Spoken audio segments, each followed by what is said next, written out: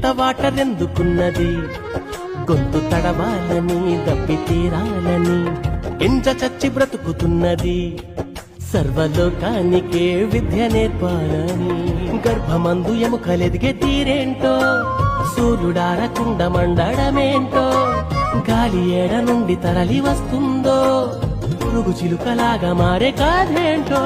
స్పేసుకే శాటిలైటులే పంపగలిగిన ఈ సైన్స్ కైనా తెలుసునా.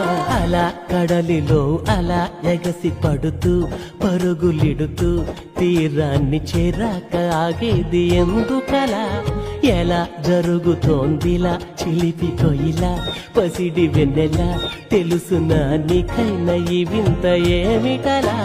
చిత్రమే ఆద్యంతమీ లోకము, ప్రశ్నలే ఏ వైపు చూసినా ఆన్సరే ఏడ ఉందని వెతికితే అందెనే అద్భుతాల గ్రంథమే.